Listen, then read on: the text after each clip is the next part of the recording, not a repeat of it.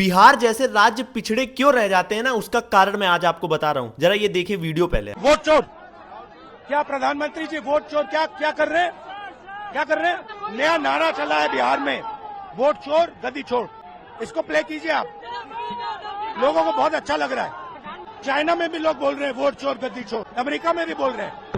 Vote चोर गद्दी छोड़, जो भी आपको नारा लगाना आप लगाइए बेफिक्र होके। आप मोदी का विरोध करना है, पुतला जलाना है, उनको जो भी करना है करिए, लेकिन चीन, अमेरिका यहां से क्यों जोड़ देते हैं सर? वहां कंट्री की बात होती है। आप ट्रंप की बात नहीं ले रहे हैं, आप अमेरिका की बात कर रहे हैं तो आप अमेरिका का नाम ले रहे हैं। ये नहीं कह रहे हैं आप ट्रंप। चीन का नाम ले रहे हैं तो आप जिनपिंग का नाम नहीं ले रहे हैं, आप चीन का नाम ले रहे हैं। तो फिर मोदी का नाम क्यों लिया जा रहा है भाई साहब अमेरिका और चीन के सामने? चाइना गए पीएम मोदी, वहां पर क्या बातें हुई पूरी दुनिया को पता है। आतंकवाद के मुद्दे पर कैसे भारत का पक्ष रखा गया, पाकिस्तान के प्रधानमंत्री सामने बैठे हुए थे। लेकिन यहां पर बिहार में यह चलाया जा रहा है प्रोपेगेंडा कि चीन में भी मोदी का विरोध हो रहा है, अमेरिका में भी मोदी विरोध हो रहा है। आप मोदी विरोध करिए, भारत का विरोध मत करिए सर। बार बार ये चिल्लाया जा रहा है और आम जनता को ये चीज समझनी पड़ेगी। ये जिस तरीके का प्रोपेगेंडा नैरेटिव सेट किया जा रहा है देश में ना, ये बहुत गंदा है। और ये मुझे गुस्सा इसलिए आया हुआ है क्योंकि वोट चोरी का मुद्दा बनाकर रोजगार, शिक्षा, युवा, बिहार की बदहाली सब कुछ गायब कर दिया। इन्होंने सब कुछ वोट चोरी से जोड़ दिया है। सुनिए आपको। बिहार के युवाओं को मैं कहना चाहता हूं,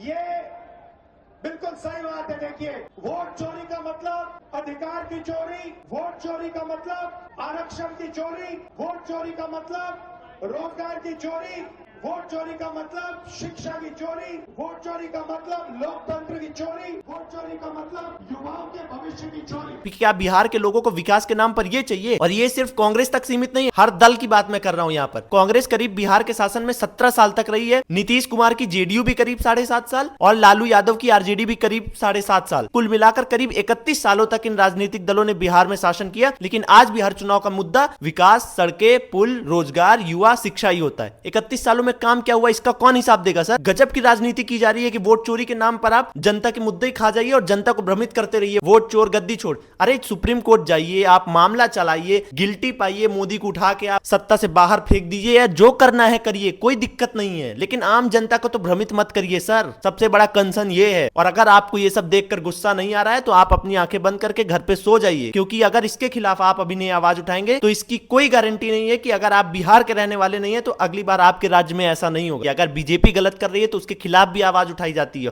और किया जाता है। लेकिन इस तरीके से अगर गंदा नैरेटिव सेट किया जाएगा तो उसके खिलाफ भी बोला जाएगा। किसी को कैसा लग रहा है ये परवाह नहीं है। अगर ये परवाह करेंगे तो अगले 5 सालों के लिए अपनी जरूरतें भूल जाइए। आई होप सबकी आंखें खुले चुनाव से पहले और सही चीजों पर बात करें। कोई भी पार्टी हो, राहुल गांधी जी हो या बीजेपी हो, आरजेडी हो, कोई भी।